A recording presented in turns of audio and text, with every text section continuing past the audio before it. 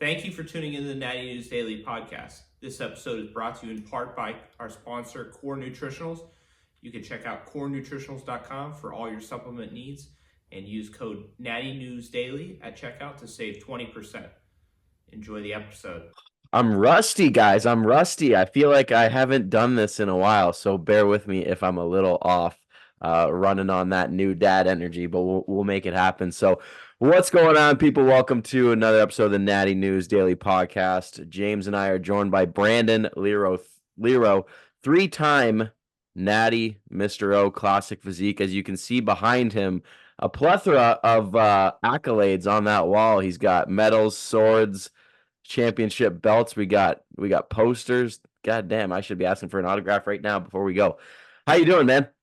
I'm good. That autograph ain't worth shit. I just want to tell you that. That's weird. Nobody wants to talk about natties, right? That's what I've heard anyway. Yeah, well, our 20K followers beg to differ, so that's why you're on this podcast, my man. Dude, I'm gonna be honest. I don't know a whole lot about you, so this is gonna be cool for me too. So let's back up a little bit. Brief intro with how long you've been in the competitive space. What's kind of brought you to where you are now as a three-time Natty Mr. Olympian?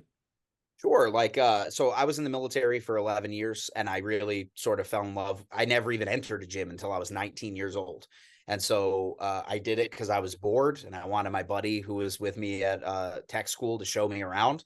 And I just sort of fell in love with it. By the time I moved to California, I was like, man, I've always wanted to do like a competition like that. That'd be cool. And my buddy, as like a joke, was like, sign up for one. And we're just pressing our chest. Bet. Like, good, do it. I got it up on my computer right now. Let's do it then. By the like 5 minutes later, he's like, you're all signed up, man. And he walked away. Like, holy shit, what did I just do, man? And I'll be honest, my girlfriend, my wife was my girlfriend at the time. She was like, so did you like it? And I was like, I don't know. I don't know. I'll maybe try again in a couple of years. I didn't love it right off the bat because I didn't really have a good footing on it. I competed in the NPC. The guys who won were obviously not following the same rules that I was following. And I moved to Germany, and a friend of mine was like, hey, I know you've competed before. I've always wanted to do that. There's a show in Paris. Will you come with me? And I was like, well, it's not just about coming with you. I know what it's like to be backstage with literally nobody. I'll prep with you. I'll write your prep. You know, I'm not a certified coach or anything, but at that point I had tested out some stuff, got my certifications and helped some other people. And it was all unpaid and things like that. And I was like, sure, I'll help you out. But I prepped with him. And then there was a girl who was on the base that was a couple miles away that heard who I was and was like, hey, we're thinking about starting up a military team and I'm going to be competing at that show. Why don't we all meet up and talk it over? That was literally the first time I met my friend Jessica Isaacs, who is now the registered dietitian for the Clippers. And we started this team together, traveled to Europe and competed. And eventually that was the seed of competitors and sort of the structure that was Battleground Fitness, which now is tattooed on my arm. Let's see if I can get it up. There you go. Because that's my business. So essentially what we did was turned it into this business of helping competitors compete naturally. And we competed in Spain, France, Finland, Italy a couple times, Germany. And since then I've competed Slovakia, Australia, New Zealand. And there was like a 4-year tour where basically from the year that I started out processing the military until I lost at the Olympia, that I never lost a show. There was one time I placed second at Mr. America to a great dude, Joe Lacera. And that was basically the only show that I lost before I lost the Olympia in like 4 years. So I just kind of fell in love with it and just got better and better. And I tell people this all the time. It really is kind of one of the only things I was ever really good at. And so now I just try to help other people be that good or be honest with them. And hey, I'm a bodybuilder. And I look at them and say, dude, you're a men's physique guy for now. Like you really push people in the right direction in instead of just being like, hey, cross over into everything until you get a pro card and then just stick with that. Like that's bad coaching, right? So I've now kind of fallen in love with the coaching side and expanded fitness into powerlifting, strongman. You know, I do the Murph every year I did CrossFit for like 6 months in California. I'll be honest with you. I don't hate it. I just don't get it. I never fell in love with it the same way people do a show. Loser. Yeah, it's just, I'm sorry. I don't get it. You have to leave now. Get out. This is my house. I'm in my house. And I'll say this, it's very challenging. I don't buy into the hype of, hey, the injury rate is so much worse than everything else. It's really not. What I mean by that is it's just as clicky as everything else. Oh, for sure. I mean, like, they were mad at me because I showed up and like the first week I was on the leaderboard for the deadlift, for the, wall balls for time or whatever. Like I got on their leaderboards and a lot of people looked at me like, who the fuck is this guy? Like they were mad. And I was like, I thought you guys were supposed to be all, lovey-dovey, kumbaya. Like, so after like 6 months, I was just like, this is fun. I just don't get it. Like I didn't get bit by the bug, but since everything I do is all fitness all day, every day. And I really enjoy not just telling people how to do this correctly, but telling them the truth when it comes to what's on social media, what happens backstage at shows. We get a lot of hate in terms of drug testing, polygraph, NPC naturals, whatever it is. I'm finishing up my master's for kinesiology and sports nutrition. I had twins too, so I understand the dad life, which is why I'll finish it up next year. But it really is just the only thing I've ever had this much of a passion for. So you run your own business? Do you work with competitors exclusively? No, I've got okay. If you count like general transformation guys, different sports, I've done marathon runners, I've done strongman competitors, powerlifting competitors, male and female fitness competitors for stage competitions. I think over the course of, I opened my business in 2014. And I think over the course of that, I'm probably in the 1,000 club now in terms of how many people I've coached. And then I also am the director of personal training for a local gym called Steel Beach Gym here in Watertown, Connecticut. So I run their personal training classes. I help teach their trainers how to do this in terms of program writing around the world. And I think over the course of the last 10 years, I've probably had competitions and competitors in maybe 2 or 3 dozen separate countries. So like right now I have a guy in Hungary, I've got a guy in Spain, I've got a guy who, is traveling through China. It's just, I love doing it. And I'll be honest with you, if anybody's out there looking to coaching is way more stressful than competing. I just want to say that part. Yep. You mean you're not sitting on your laptop at the beach like everybody thinks it is? Not only that, when you go to Bali yet. Yeah. No, for sure. What's your roster? Like how many do you like to work with at any given time? I won't take any more because I do program writing and in person at the gym too. Oh, so you're doing in-person PT too? I won't go any more than probably 12 to 15 in person and another maybe 75 around the world. But that's so that I can do, let's say, you're only getting new diets, new workouts every 3 to 4 weeks. That means 4 to 5 updates, basically 6 days a week with 1 day where I'm just like, hey guys, leave me alone. So one of those guys where there's a lot of coaches out there that are like, hey, don't contact me unless it's your check-in day. I literally require form check videos almost every single day. If people text me, call me, you know what I mean? Like even as we're sitting here chatting, my phone's full up of just people trying to get at me. So anything more than 75 is just, it's unmanageable. You can't give enough attention to people. And even that took me years to figure out how to delicately balance. Yeah. Things my wife helps me delicately balance where she's like, dude, we're eating dinner. You got to put your phone away. Or like, hey, listen, we're just watching a movie with the kids, but you got to put your phone away. So it's still a delicate balance that you're figuring out. So anybody, like he said, that thinks it's, all rainbows and candy, it really can be a lot of more work than you think it's going to be, even if you're working for somebody else. Oh yeah. I find it even hard to like, just like today, for example, today's like a holiday in Canada. And like, I was on my computer at least 5 hours today. Yep. Sure. And it's like, wife, obviously she's on mat leave, so it doesn't matter anyways, but under normal circumstances she'd be off work, so she'd be like sitting there like, let's go, what are we doing today? And I'm like, I don't know. I'm totally tough, man. Like just 1 second, and then I look down and then I'm like, oh shit, that was 35 minutes ago, my bad.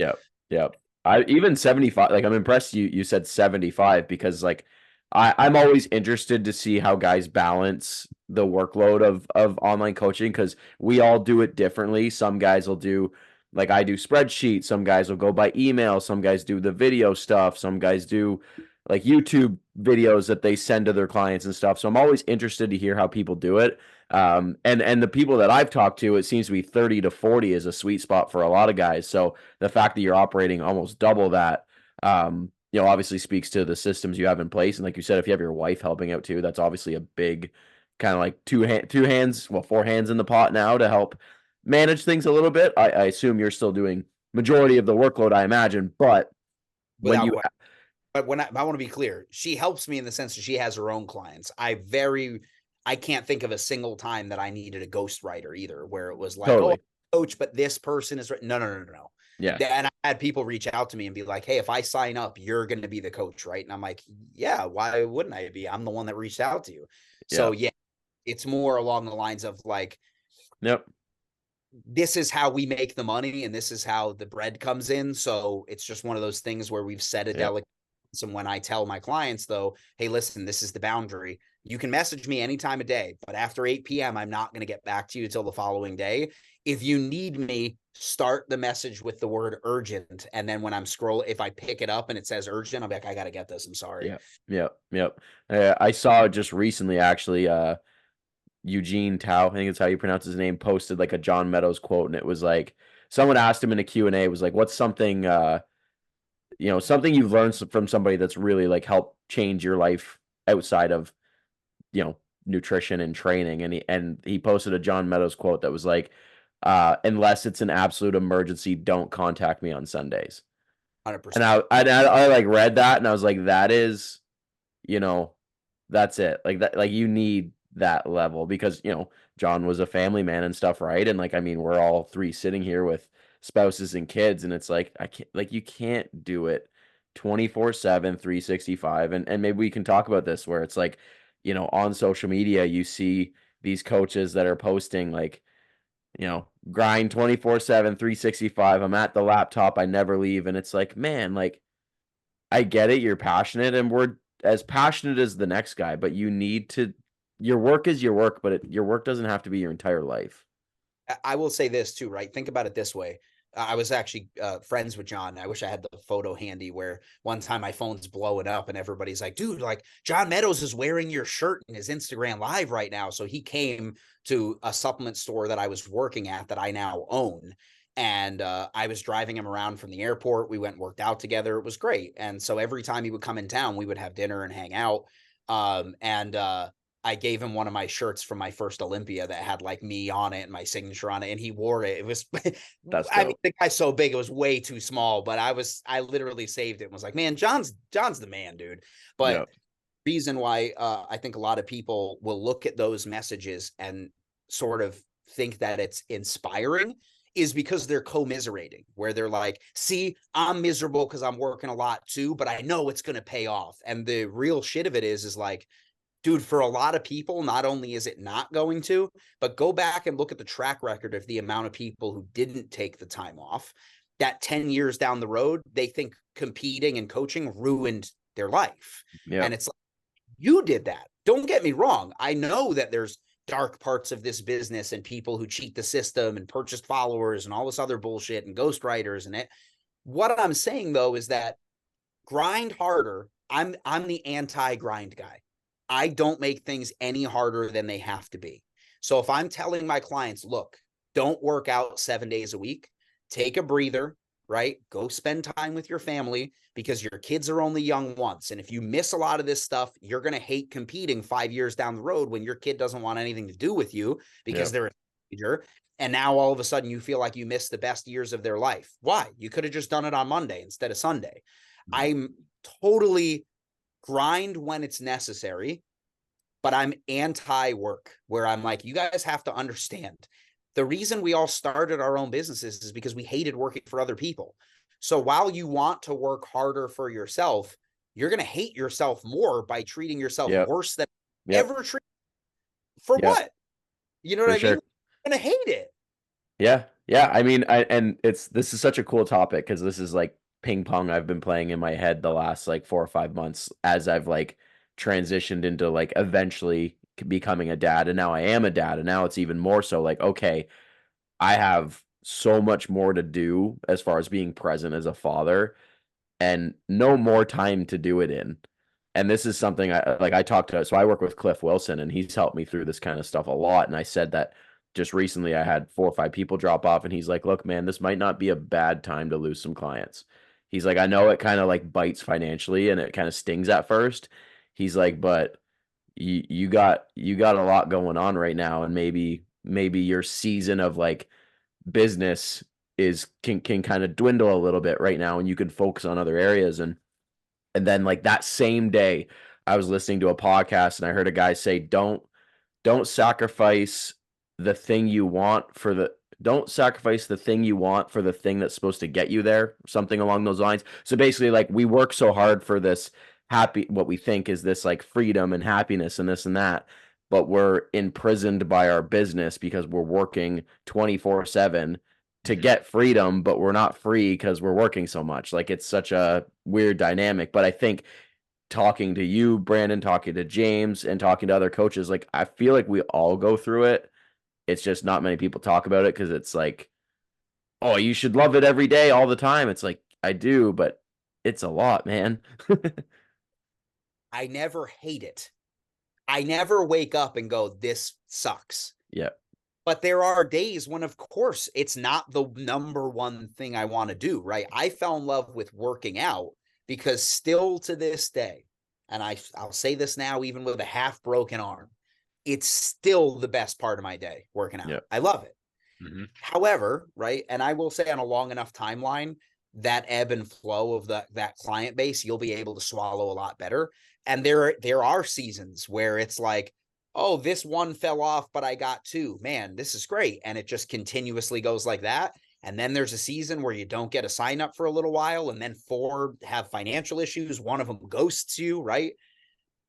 I've basically said there are, like, even though we all think we're individual snowflakes and everybody is so unique, there's like 7 people in the world. Right? I also know when I'm hearing someone talk, which bin they're falling in that month, that week, that year. And that's super helpful because unless you did something wrong, I can honestly say in the 10 years that I've been coaching people, maybe 2 have ever blamed me for something. Yeah. One of them, I was deathly ill around and missed a very important check-in with them. I refunded them and was like, that's on me. I literally was in the hospital. Yep. The other one jumped coaches 5 times and stopped competing within 2 years. That tells me something, right? I took that personally when it happened, but now I have more metrics that over 1,000 people have come and gone through me through coaching. And my recidivism rate of signups after the first 3 months is now above 92%. And year over year, I have about 40 to 60% based on the year that'll come back for a different goal or the same goal the following year, right? Yep. Those metrics are far more important than why did I lose $600 in disposable income this month because these people have dropped off. I really tell people, right? It really might not be you. Sometimes you just hit all of these people at the same time that 2 of them are getting divorced because they're like them doing fitness that much. 2 of them have fallen on financial hard times. 1 of them is embarrassed to tell you they can't stick to the plans and they don't want to let you down. So figuring out how to talk to those people so that they can give you that feedback. After years of doing that, I'm like, I feel comfortable enough now that I know what to say to people where I'm like, listen, I'm not going to try to get you to stick around. I'm not going to try to, tell you everything's going to be, why don't you tell me what's going on? And the vast majority of the time, it has nothing to do with you. Yeah. And I agree with Cliff 100%, right? There's never a time where at the end of a year, you're going to go, I'm glad I spent that much time working. There's always going to be times where you go, I'm glad, even though it didn't look like it at first, I had more time to catch my breath and sort of smell the flowers. Yeah. And that's actually the catalyst for when I raised my prices for the first time ever. And I only raised them like $75 a month after 10 years. And I thought, that's it. Like, I'm losing 60% of my clients. I'm going to have to rebuild. Nobody flinched. And I was upset because I was like, I didn't really want to do that. But it also allowed me to go from like 85 clients to 75 and still live comfortably. Like, by comfortable, I mean, look, I've got a wife, 2 kids, a mortgage, and 2 cars. Like, comfortably at not. You know what I mean? I'm not raking it in or anything like that. So I'm not. You're not food stamps yet. Oh, no. Cool.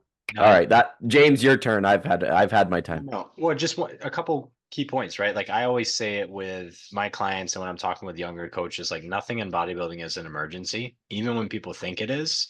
Like end of the day, if you screw up your macros a day, miss a workout, can't substitute an exercise, like grand scheme of things, the hell does it matter, right? Like it doesn't. Same with my responses. Leroy knows it very well.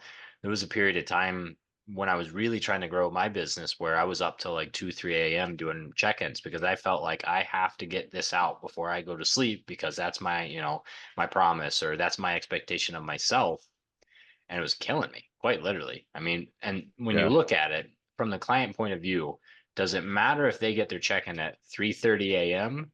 or 8:30 a.m. the next day, right? Like, no. And the implementation of what you're going to tell them is not instantly in, that's why I say, like, guys, if you're off the rails and you're like, I can't eat a healthy meal for some reason, I'm merely telling you to message me so I can talk you off the ledge and be like, listen, we don't cry over spilled milk. I can't make you get rid of those calories. What we can do is, look, shift the rest day away, but move rest day calories in, kind of, adjust the week a little bit where you can fly a little straighter. But I'm only doing that so you go and take a breath and calm down. None of the stuff I'm going to implement is going to be in the next meal. So it really does come down to, like you just said, listen, even at the end of prep, when it's 1 week out, if you did the work up until then and you blow it out of the water, it's actually really hard to go so far left of center, even in peak week, that you just, oh, that's it, it's ruined. Most of the time it's the other way where you think you've got it and you spill over or you miss your sleep, water, and relaxation. When it comes to cortisol, those are the three things that will be like, what the hell happened? Food wise, it's like, oh, damn, I went from first place to like second, third, teetering, right? Even then, when you're a micro causation away from switching where your placing is, even then, it's like a footnote in what could have happened in terms of being implementable feedback. You know what I mean? Yeah. Yeah, I know that. And then like on the coaching side too, looking at this is something my business coach has helped me with a lot, like looking at lifetime value, which sounds awful to look at a client like that. Like how much will I make from this client across their lifespan with me? But when you look at, oh man, I lost 2 clients. I mean, is that going to make or break your year, right? No, because on average over that year, you're going to gain, you're going to lose. There's going to be fluctuations, but you look at like, all right, a prep, $1,500, $2,000. Like, is that going to change your lifestyle? Is that going to break the bank? If it is, I mean, there are some people where that might, right? And that's not me like coming from a high horse, like, oh, $1,000 doesn't matter. I'd love to just find some right now, but it's not going to send me into a spiral if I lose that client for a valid reason, right? Like if they just can't swing it, I get that this is a luxury item, Yeah. right? Yeah. But 100%. I'm not going to like, woe is me. I've lost $1,000 because I know somewhere there's proof of concept in all of our businesses and a lot of coaches' businesses, right? We've been doing it long enough to know we know what we're talking about, we know what we're doing, and eventually the people will come so long as we don't do anything stupid or just stop doing what we're doing. I think hustle culture in terms of Instagram and YouTube and social media really messed up. They say comparison is the true thief of joy, right? The three of us are sitting here on a Monday evening, having worked for ourselves, building what we would consider at least a big enough empire to sit underneath of and go, wow, this is really neat. 20 years ago, that wasn't an option, right? And so the internet has sort of given us the availability to do this, but also taken away the availability of us to enjoy it because we look at other people. And I remind people of this when you go to, the subreddit for Get Motivated and it's a Steve Jobs quote. And I'm like, you guys know Steve Jobs' family hated him, right? Or of Elon Musk. And I'm like, his business partners can't fucking stand him, right? Or you take a look at anybody else. And I literally was at the Arnold for the second time in a row this year and got a chance to sit down with just like 100 other people and just listen to him talk about building his own business. And, for us to look at that and be like, well, I need to be that. And it's like, look, talk to his wife and kids. They're basically like, dude, there were times when I couldn't stand him because it was just, this is how it has to be. And he sort of separated us so that he could focus on those things. I'm not saying that that didn't make him incredibly successful. What I am saying is take a deep breath and take a step back and go, are you comparing your people or yourself to people who now looking back at their lives would be able to go, I may have done some of those things a little bit differently, even though it helped pay off in the end. I told my wife this on multiple occasions. The one thing you can't buy back is time. I don't need a Maserati, but when I'm on my deathbed someday and I'm like, man, I really should have called my brother and hung out with him more, or I really wish I was at my kids', soccer games or whatever it may be. You'll never be able to spend a single cent of that money to get that time back. You can't. As long as you have a house, food, your businesses are generally moving in the right direction year over year, and you enjoy what you do, you're already beating out 99%, right? That's the win, right? Quiet desperation. If you're not there, bro, I support you. You're killing it. Yeah. And a thing to keep in mind too, because this is something that I just had a realization of, like when my second daughter was born, was working full time in the clinic for somebody else while still coaching pretty much full time, while still doing the podcast, doing all these other things, my own bodybuilding. And I kept telling myself, I'm doing this for the family. I'm doing this for the girls so that they can be provided for. So yada, yada, yada. And then you look and you say, like, this is taking away all my time. If I'm working 80, 90 hours a week, am I doing this for the family at that point? Because to them, what's the difference of me quitting that clinical job, still paying the bills, still covering the things that need to be covered, and actually being home an extra 40 hours a week, So, yeah. It's really easy for us to go, I'm the breadwinner. This is how we're able to do this. This is how I afford the mortgage, but miss the footnote of everybody else in the house going, yeah, but if we didn't have one, but you were here, I would still like that more. And I'll be honest with you, up until last year, when a job that I was vying for with my federation kind of fell through, that was always the goal. For 8-10 years, I was competing so much and doing all of these things to expand, whether it be podcasts, Generation Iron, INBA, coaching, to try to basically build an empire enough that it would build passive income every time I released a YouTube video. And then it got to a point where I was doing so much that it was really hard for me to keep track of all of the stuff I had on my schedule. And it was giving me panic attacks, like anxiety. And I was like, there's no way I'm producing the best version of any of this, because all of it is just pieces of how I can do this. My coaching is no way it's my best coaching. My podcast, there's no way this is my best podcasting. My video series, it would get to a point where my videographer would show up and I'm decent enough on the fly, but he would be like, what are we doing today? And I'm like, ugh. And I would have to just come up with something on the fly. A lot of times it was good, but then you start running out of content. You're like, I'm not putting my best foot forward in any of this. So I started cutting stuff out. And I had to literally fall in love with weightlifting again, because it was like the reason I'm going to do this is so I have some time to myself. It's not that I'm doing this because I'm like, yes, there's time. I'm doing this. And when my phone would go off, I would throw it, where I'm like, leave me alone, dude. Mm-hmm. So this job fell through and my wife looked at me and was like, well, what now? And I looked at her and, honest to God, crying. And I was like, I have no fucking idea. I don't know what I'm supposed to do. You're mad at me. I miss my kids.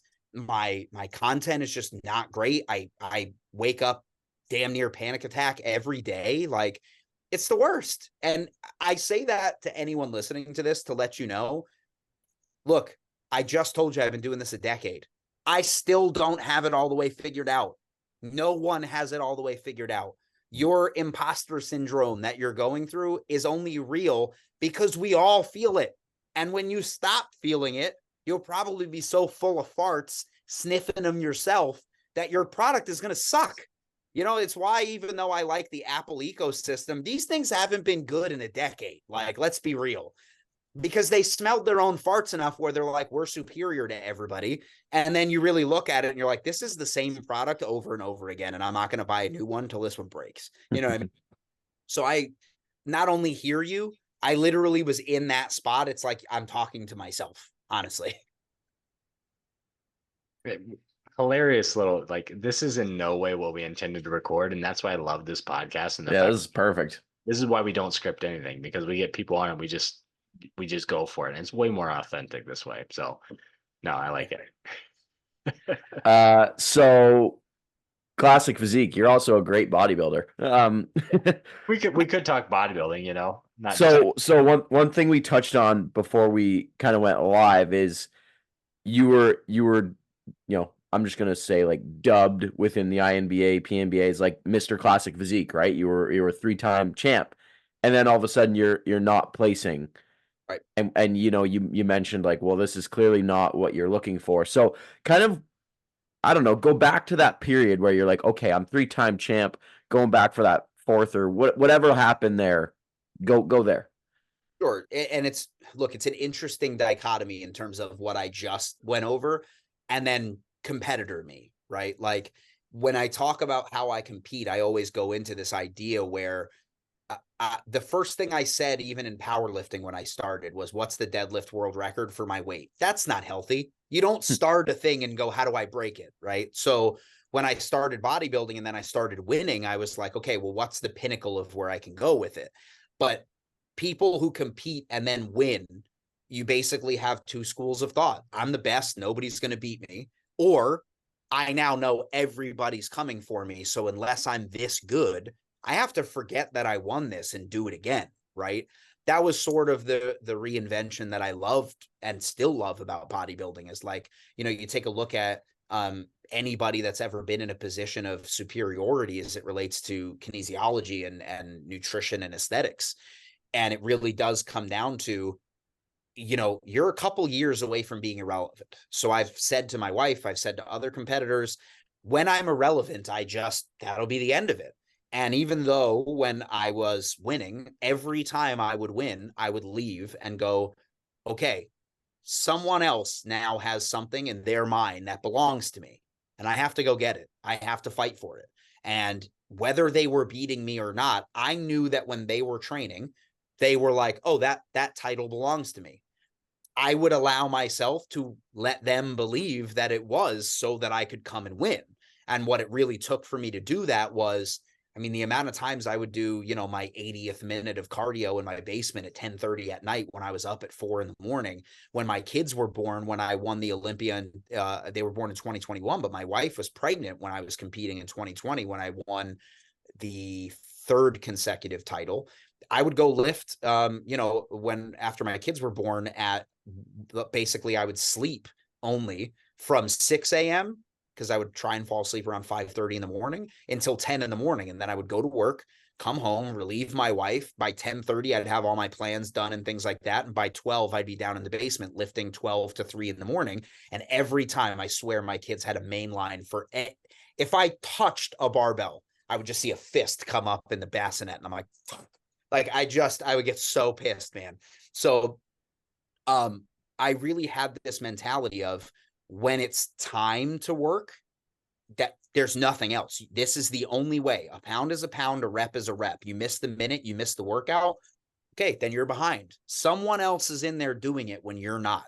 And if you just let that go, and again, I'll touch on trying to bring these two things together in terms of what I just said before and what I'm saying now.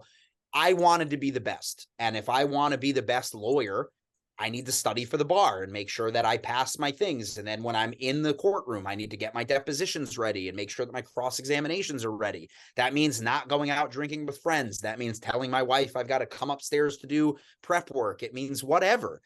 That was me trying to be the best. When there's other things that are more important, my mom, getting sick or, a death in the family or whatever, that's time to put that shit aside and go, I'm never going to be able to do the right thing again. I just have to do the right thing. But stop, to everybody listening, trying to make every situation in your life that. The same way that we just said in terms of emails. If I don't answer this right now, everything's going to be okay tomorrow. When you're in the late stages of contest prep, that's how you have to look at everything. If I don't deal with this right now, will it be a detriment to my family, to my friends, to my relationships? If the answer is no, that's an unfortunate circumstance of a choice you made. And every podcast I've ever been on talking about competitions, I've always said the same thing. Stop calling it a sacrifice. This is a choice you made. The only way to win and to give yourself what you want is to do the work you said you were going to do. That's not a sacrifice. You're not missing Christmas with your kids because you're in the sandbox trying to make sure that some evil superpower from around the world doesn't invade some other smaller country, right? You're not in the military giving up your life so that other people could enjoy the freedoms that other people. It's none of that. It's a bodybuilding show, right? Stop making it about these sacrifices that you're making, but understand that you have to talk to your support structure and tell them those sacrifices being self-made are also self-judged, right? If they're going to hate you for it, you have to have that discussion with them early on. And I was lucky enough that my wife got it, and she didn't even get it until she went pro. Then she understood what it was, but it took her 3-4 years to get it. So winning those shows really came down to, okay, and I want to be clear, if you're listening to this as somebody who's won a show and is about to take a 2-year off season, and I'm no disrespect to any coach that would tell you that that's the good idea, I've always thought of it very simply. When I won my first year, where it was, I won nationals, worlds, the Olympia, the universe, and Team USA all in the same year. That was a banner year for me. I said to myself, why would I take next year off? Every judge in my federation from every country around the world just told me I'm the guy to beat. This is the classic physique we want to see. Until they tell me you're no longer the physique we want to see, I'm literally going to compete as many times as possible with my health in mind to the shows that matter. I'm not going to do the Southern Illinois State anymore. It doesn't matter. But if they want me to travel to win the Asia Pacific or win the European overall title, I'll go. So I did do that. And then it got to a point where somebody who the first time I lost the Olympia was to Derek Joe. And I told him 2 years prior when he came to congratulate me on winning, he goes, you know, man, one day I want to be just like you. And I said, you keep training, man. I promise you, we're going to be standing right up next to each other. And one of these days you're going to dethrone me. And he came over after he beat me the following day and goes, listen, man, I'm only up here competing because you told me I was going to do it. And it's an honor to have stood up there and walk away with this gold. And I just looked at him. And of course I knew I told him to do that, but I looked at him and was like, you're welcome. Like, I was just so pissed off. Like, so it got to a point where that was the second place. And then I asked the judges, what do you want me to bring back to you so that I'll wind up in that top spot? I'm 100% candid in saying that they told me what they wanted to see. I brought what I thought was that package. And not only did I not win the next year, but I dropped another placing. And that one wasn't painful. It was harder to swallow than it was painful, because I believe that I brought what they asked me to. And that was a year that I thought the other people who were above me brought a worse package than the previous year. And I didn't necessarily agree with that placing, but I understood in terms of the feedback they gave me to get better. And I basically told them, well, you're not going to see me for a couple of years because I'm not just going to continue to compete until I'm irrelevant. I'm going to try and compete to the point where you feel that I'm one of the top guys. And if I'm not anymore, then I'll bow out. And that was a hard pill for a lot of them to swallow, because I would travel to all their shows and bring competitors, which I still do. But for them, it was like, hey, but you're still right there. And it's like, no. I'm either up here or I'm not doing my job well enough, and I have to go back to the drawing board and do a better job.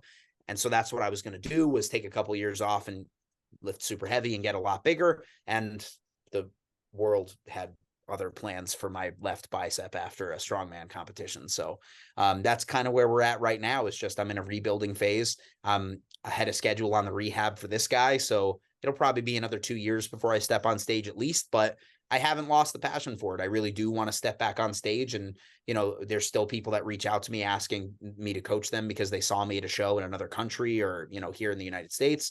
And that just means that when people ask me, you know, hey, you've hurt your arm, you've been out for a couple of years, you know, I bet you're depressed. I bet you, you know, just, I'm really sorry. And I'm like, I'm not. I don't feel bad. I didn't miss the boat. Okay. For 4 years, I was the guy. It sucks that I have to baby this and that I can't compete as much as I want to. I don't feel like I missed out. I don't lose any sleep over not being able to compete right now. I didn't miss out. I set out to be the best, and for 4 years I was the best.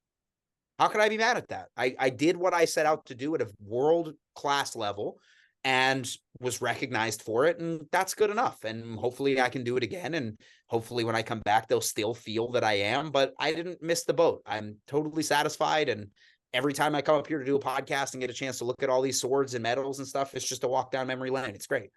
Yeah. What was the feedback? I'm curious. What would they tell you needed to? And because for the listeners too, like, and not to like tell you what your physique looks like, Brandon, but like much more compact, dense physique, in my opinion. Still very flowy, very aesthetic, compared to Derek Joe, a little bit more on like the thinner, like I don't know how you would describe it, but very different physiques, right? So it is a hard comparison there. What did the judges say to you? So the first year was that I believe it was, they said my condition and my hamstrings and glutes needed to come up. And I said to them, listen, I fully understand. And I agree with you. I do see they're a little watery. I think that's another thing competitors really need to do is stop arguing with judges' criteria. They're the ones that are going to give you the title. So either listen to them or don't. And I said to them, I understand what you're saying. I just don't feel it was enough to dethrone me. But hey, listen, you guys are the judges. I get it. That next year, I brought the most conditioned package possible. And I thought Derek Joe was a little bit softer than the previous year. And they basically were like, right, but we liked his fullness. And I'm like, but I brought you that last year. You didn't like it. So for me, it wasn't even that it was conflicting, right? What I've told people is think of the first 5 years of men's physique, women's figure. It morphed so fast in the IFBB, and wellness is doing the same thing. I'll be honest with you right now. It's how you think these women are not just smaller bodybuilders is crazy. And then in the naturals, my argument is the line isn't defined enough. I literally say to people, those ebbs and flows of what people are looking like or looking for in terms of what they like on a stage is the flow of the sport. This is the people who are saying, we now like this look, we now like that look. I'm only 5'5". People think I'm a lot bigger and a lot more size, but the majority of the comments I get when I meet people are, oh, I thought you'd be bigger. Yeah, me too, guy. So really what it comes down to is the second year, they were like, well, we liked his fullness better. My argument to them was you have to get your criteria down. Do you want it super shredded or do you want it a little bit softer for classic and more full? I've always tiptoed the line, but I like to bring the condition all the way. I've never been a guy that goes, I'm going to bring it in 80%. In fact, the one time I did do that was a show that I placed second at, and I was like, I knew I shouldn't have done that shit. So it comes down to, you have to look at the judges' criteria and try and match it. And I thought I matched it 100%. They felt otherwise. So now I have to see what the next couple of years of progression look like and then say, okay, I'm now going to approach anybody who's a certified head judge and say, this is what my current physique is. These are my stats that I think I'm going to hit when I'm on stage. What is it that you think I need to do that's different? First thing I'll say in terms of Derek Joe, there's a couple poses he hits that I don't hit as strong, but I believe that if you're talking about a side tricep, side chest, there's not a lot of guys in terms of the way that I turn and, like you said, in the fullness in my chest and legs, because I power lift very heavy. So the density is there in the muscle fibers. I don't think there's a lot of people that would be able to be that far ahead of me that you'd be like, oh, it's lights out. Rear poses in terms of my hamstrings, I had tweaked my back a couple of years ago that sometimes still bothers me, but it's generally fixed now. But one of the things that I hate about the classic physique division, here we go, everybody's going to gasp. I know that everybody loves a good vacuum. I get it. But you take a look at certain guys who built the golden era, and even they don't do a great vacuum. If you can do a great vacuum, do it. The fact that we consider it mandatory to be the winner of classic physique, I never understood it. It's like, there are some guys that even when they do it, it still doesn't look good. And so for me, I'm like, listen, if you can hit a front double and have that waist to the side, super great X frame, hit your victory pose and get that super deep vacuum, do it. It sets you apart. There are certain federations, certain shows that consider it a mandatory that I'm like, dude, look, 75% of the guys up here don't have the transverse abdomen malleability to pull it back toward their rib cage. I think it's a great pose, and I think if you can hit it, you should do it. But I've always been against it being a mandatory because there's a lot of guys who built the golden era that just have never done it. And if they did do it, would probably make them less turned in terms of their segments to really give their waist a much smaller look and their chest a much bigger look, shoulders looking bigger. So if I break that all down to just be bullet points, was get more shredded in the hamstrings and glutes year 1, get fuller and fill out more in year 2. And I just went, there's a disconnect here that I'm going to have to figure out over the next couple of years of the progression. And, by the way, good luck to Derek Joe. I think he's competing again this year. If he wins it, he'll now hold the record instead of me. But, I love Derek. I've done other podcasts with him. He's a good friend of mine. Even the other guys who've been in the top 5 with me. Remember that these people you're competing with are not your enemy, right? The judges' criteria is what you're competing against. The other guys you're competing with. I understand bodybuilding is a single man sport, single woman sport, single person sport, right? You're only up there by yourself. But the guy next to you didn't show up and steal the trophy. If you feel you've been misheard, misjudged, misrepresented, that's a judge's table problem. It's not another competitor's problem, right? If you dislike that person because of whatever reason before you even get up there, I think it's stupid, but far be it from me to stop you from hating the way you want to hate. But I just don't have time for that. I've never thought ill about another competitor.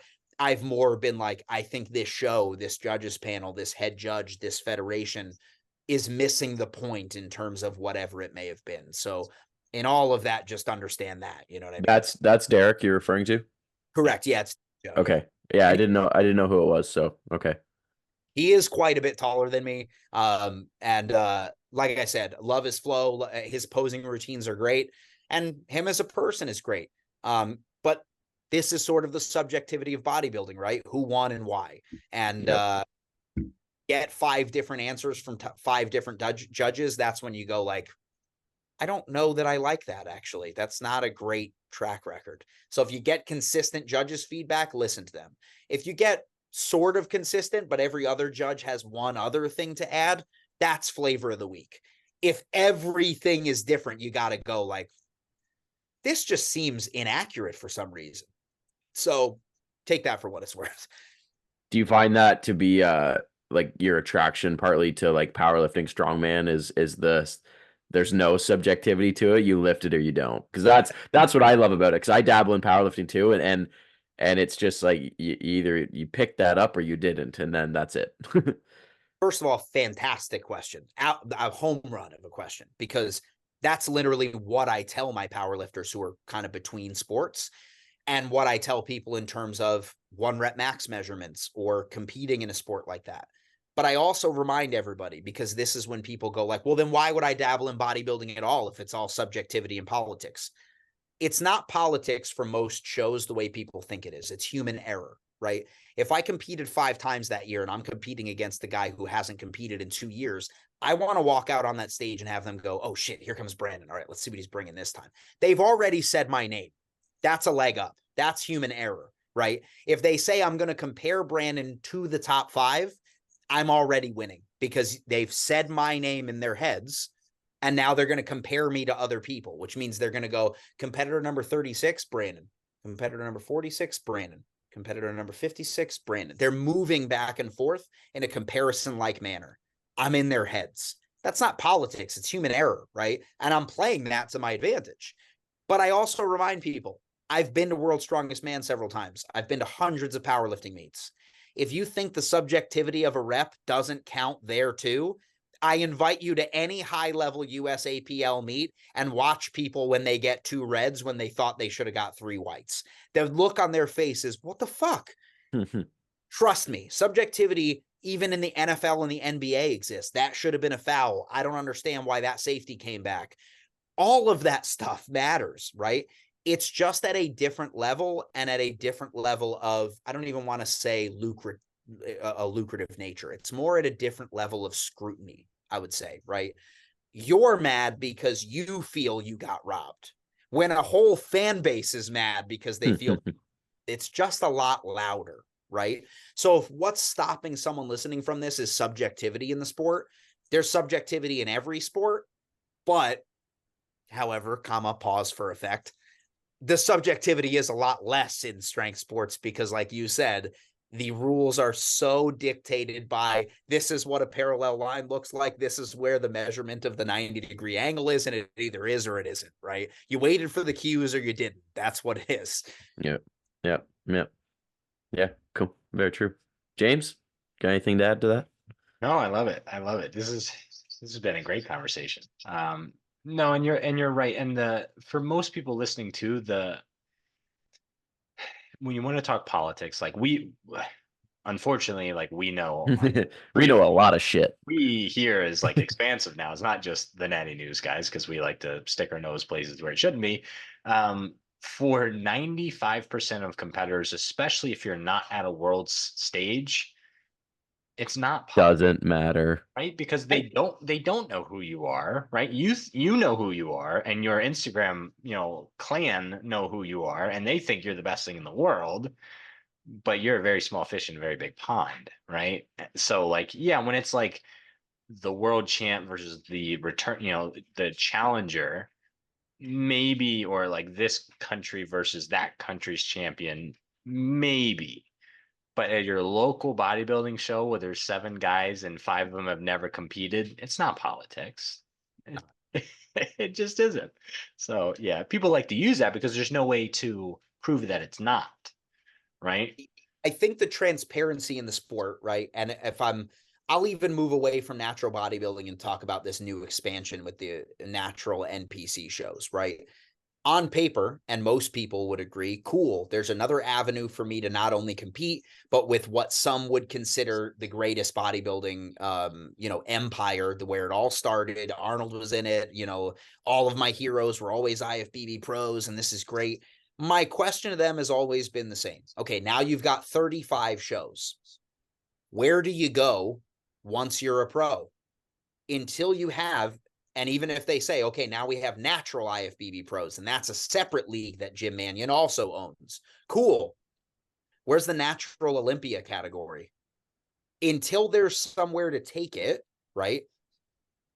If you take a look at any bodybuilding show like that, right? We have this guy named Kendall who competed at the Arnold as a natural guy, now as an IFBB pro. Great physique, great dude. I feel bad. It was never in the top 5 contention. And my question has always been the same to people, and it will continue to be the same to anybody who wants to step on stage in those NPC natural shows. When you get your IFBB pro card, are you willing to now admit your career is over, or follow the rules that everybody else is now following, which is there is no rules, so either take a couple years off and get bigger, or just assume, cool, I've got the card, I'm going to put it on my wall and go back to the naturals and not sign the NDA that they're going to have me sign, and a non-compete agreement, and I'm not going to compete with the IFBB anymore? Or are you going to understand that the only press you're going to get is this is the natural guy in the show, and really 40% of the comments underneath of that are going to go, if he's in an IFBB show, then he's not natural, which I understand is an interesting dichotomy of people who want naturals to succeed, and then anybody who ever does is a liar that they're being natural. I hate it. So my whole thing is this, right? We go back to this when you're talking about the politics side of bodybuilding, and in terms of being successful, because I've stuck my nose in a lot of places that other people don't get to see. And I want to say very clearly, having done that with my chosen federation that I married just simply by competing with them, I've been all around the world with the head office. I've sat on judges panels. I've been the head judge for major title shows. I've never seen them change a point. I've never seen them say before the show started, this is the guy who's going to win. And I've seen people that were poised to win do horrible and lose the whole show. The reason I bring all of that up is to say this. When you say, oh, it's hard to prove whether or not there was politics and this and that, I truly believe that even in a sporting, when there's absolute transparency, right, it's a lot more fun and a lot more vindicating to look at something, especially if you're the guy that got boned, and go, I know what it is. It's this bigger thing. They had this other guy. They knew he was going to, I knew it. It's easier to swallow that than going, I did everything I was supposed to do. I brought everything I was supposed to bring, and I still lost. That hurts. And it's a hard pill to swallow. And it's a lot easier then to sort of loosely infect your support structure and get a bunch of yes men to go, That sounds right. I agree with you. Those people are the worst. Guys, it's a lot harder to manipulate 7 to 10 judges on a judges panel and it never come out. You know what I mean? Like, there's a saying we had when I was in the military, and I had my top secret clearance at the time. I worked in intelligence, surveillance, reconnaissance. How do you keep a secret between 3 people? You kill 2 of them. You really think that in all this time, all of these different shows and all of these different federations, all of this political rigging is taking place, and not one scorned judge who didn't get their way didn't come out and go, they've been fixing the shows the whole time. Told you. Not once in all this time. Come on. Let's really be real with ourselves. Yep. Natty News on tomorrow is going to be like breaking news. Head judge gets whacked for leaking. Me in Thailand, hidden as shit. Yeah. Be here at all. I love it. I love it. Awesome, man. I think that's a great way to close this out. We hit on a lot of really interesting subjects this episode, and I think people are going to get a really good kick out of this. And I don't know, man. I appreciate you coming on. Like James said, these conversations, I think they're so cool because I mean, if people think we plan half the things we talk about, we don't. We hit record and just see where it goes. And we're fortunate enough to hook up with guys like you, man, and just let the conversation flow. And all of a sudden an hour goes by and, you know, we get to talk some cool stuff. So again, thank you for coming on. Thanks for inviting me, man. And anybody listening to this, feel free to follow me on Instagram at BGF_Lirio. Usually if you type BGF, I'm the first thing to come up. And my stores, my supplement stores are at BGN_CT. But if you ever see me at a show or anything like that, feel free to come by. If you're from the OCB and you handle their social media and you want to unblock me for whatever reason I've been blocked, that'd be super appreciative because I bring people to your show all the time. And listen, I've been following Natty News since you guys started. I think you guys are great. You're basically the voice now of natural bodybuilding and the news coming up. So, you know, thanks for giving me the opportunity to spout some swear words and talk like a sailor for an hour. I really appreciate it. Love it. Love it. Awesome, people. If you guys enjoyed this episode, you know what to do. Give it a like, subscribe, follow us on Instagram at Natty_News_Daily, and we'll see you guys in the next one.